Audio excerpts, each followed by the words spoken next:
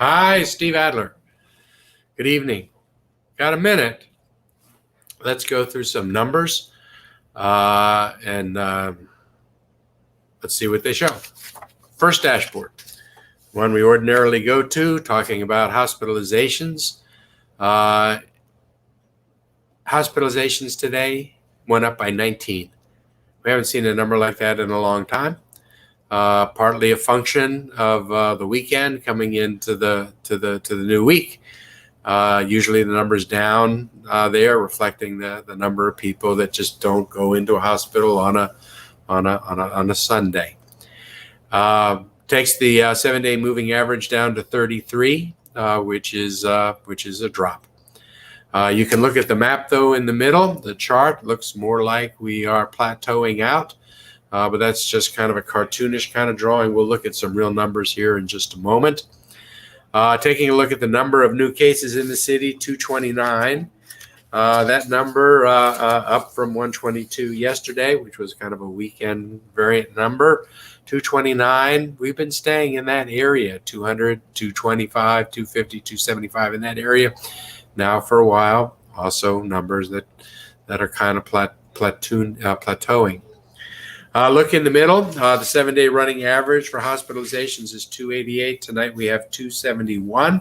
So we continue to head down as the number 7-day average drops. 7-day average for intensive care unit is 104. Number in intensive care units, 101.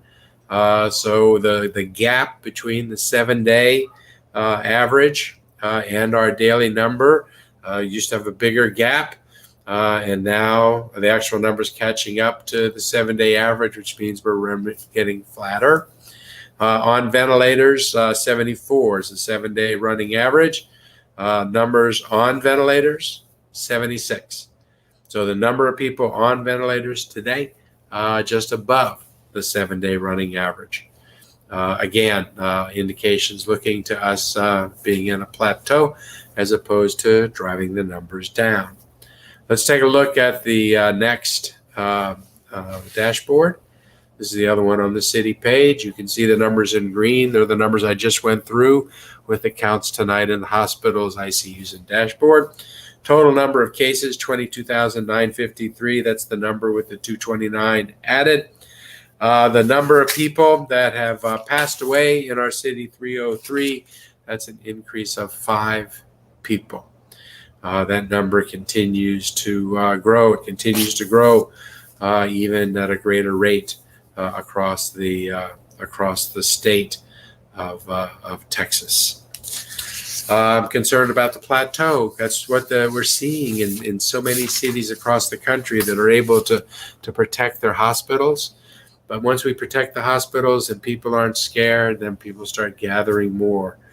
We're seeing now, the hints of this happening because families are getting together at barbecues and family gatherings and parties. We're beginning to see some of these in retail places in our city. Seeing some in restaurants. You have to make sure you're social distancing. You have to make sure you're masking. We have to maintain the discipline if we're going to drive infectivity percentages down. Dr. Escott is now working on those infectivity numbers, and I'll talk about those in just a second. But let's look at the next chart from the University of Texas dashboard so that we can see what the real chart, not the cartoon, looks like. Our reproduction number at 0.78 is higher than we have seen here recently. It was down to like 0.6. At one point it was down to 0.58, I think. As long as it's below 1, we're still doing good and still winning. But the lower we could drop it, the better off we would be. The 14-day change is 33%. It had been up at 45%. The probability that the epidemic is growing, 22%. The number was down lower than that before. But look at the chart. The chart has in green dots all the new admissions. The green line is the 7-day running average. That takes us up, I think, to August 6th. 2, 3, 4, 5, 6. So it's behind about 3 days. You can see that some of the possible scenarios have us, going way high, unlikely because it's just one line. But every one of those gray lines has the same chance of happening as the others. So the median line tells you what the median is of all of the lines. Let's take the pointer off of that so we can see the green line. There's the green line. And you can see that it heads across flat. So most likely, given where we are right now, that line there off to the right is flat. If it stays flat, we're not going to be substantially reducing the infectivity in our community. You can come out of the charts, Anita. Thank you. So what we're moving to right now with Dr. Escott is trying to figure out how it is that we can report to the community on an ongoing basis the infectivity with a number that would be useful and predictive and consistent. It's a number that shows you how many people taking a test are showing up positive. It's a number that can move based on the number of tests and who it is that you're testing. So we're going to keep looking at admissions, but we're also going to look at the infectivity numbers. We know that we had been as high as 15 to 20%. We know that at this point we're somewhere just south maybe of 10%. That doesn't tell you quite the whole story of what's happening in our community because that's an aggregated number. And we know that percentage by different races and different ethnicities have different amounts. Community Care is reporting that in their testing, the Hispanic Latinx community is showing a positivity rate of over 30%. Citywide, with all the data that we're able to gather, the Hispanic Latinx population about 15%. While the aggregate number in our community is just south of 10. Because so many of our children in our public schools in this area are Hispanic or Latinx, we're not going to be able to open up and sustain the opening of schools the way we would want until we get all sectors of our community down below 5% infectivity. So my hope is we're going to shortly be able to start reporting and start watching infectivity, but not just citywide, but looking at infectivity deaggregated. So we're looking and see what it is in the African American community, what it is in the Hispanic, Latinx, the Asian American community, and then among the Anglo or white community as well. Because we have to push these numbers. We have to push these numbers down. This week, I'll be extending my order, as will Judge Bisco for the county, and Dr. Escott will be issuing his new rules and guidances. He'll be laying out the plan for schools. He's been talking to schools, but it'll give some measure of certainty. No surprise, it's going to be tied to the risk levels that we are at the city. Starting probably not having schools open really for on-site learning until after Labor Day, and then going having 25% of a school occupied until we get to the next risk level, going to 50, next risk level 75, 100. I think that's what you're going to see coming from him, but it'll be coming out later this week along with our orders, which will otherwise be similar. We have to focus on schools. We have to focus on jobs and reducing infectivity in our city. All right. With that said, the Economic Development Department is beginning to take applications for the Austin Music Disaster Relief Fund. That's $1.5 million being provided in $1,000 grants to Austin's musicians to cover emergency needs. People should go ahead and apply. There's the banner that shows how to do that. We've talked a lot about the census and the fact that the federal government cut the census taking by 30 days. It's going to expire at the end of September. That is less than 2 months from now. Texas is like 55, 56%. We're going to be stuck with that for the next 10 years unless we do something different. Cities across the state are trying to rally their communities, and we need to make sure that we're doing that. There is a new data dashboard for homelessness that is now up in the city's website.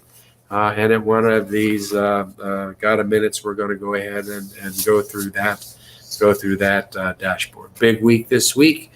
On Wednesday, we're going to be making budget decisions, making a lot of decisions about reimagining policing. How do we do a budget that ends up with the city being more safe? How do we reimagine and not only maintain but increase the safety in our community? Taking a real close attention to the kinds of things that we're asking police to do that we shouldn't be asking them to do, like being mental health first responders and our social workers.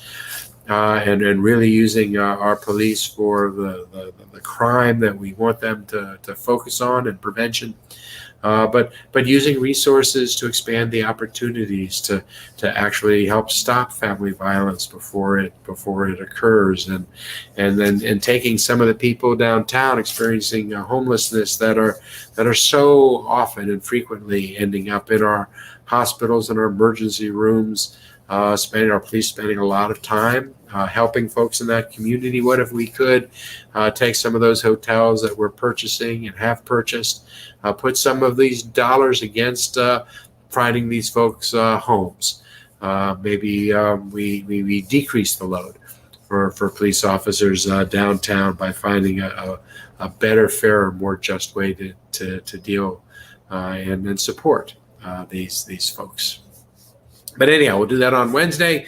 We will also, on Wednesday, maybe Thursday or Friday, depending on how long it takes, put Project Connect on the ballot in November so that our city can finally have regional rapid transit after decades and decades of needing it and dealing with congestion in our city, to finally actually do something about what everybody talks about so much.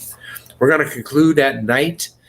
Tonight by touching on one piece of that long list of things that kids tell us about how you celebrate a birthday. Parties these days are obviously not quite what we have seen them in the past, but still birthdays are incredibly important days. And we have pictures of Aria. Aria's mom sent in some pictures, and they celebrated birthday outside. This is Aria, who just turned 2 years old, celebrated with her family outside, out in front of their home. She is spending this period playing with her 4-year-old sister. And she is awaiting the chance to be a big sister herself. Mom and Dad, Amber and Ray, are expecting a new sibling who will be born this fall. And then Aria can be a big sister too. Those cupcakes look pretty good. They even look better right here. I'm ready for a cupcake myself. Aria, pretty darn cute. And Amber and Ray, thanks for sending these pictures. It reminds us just how sweet moments can be even during a pandemic. You all have a good evening and stay safe.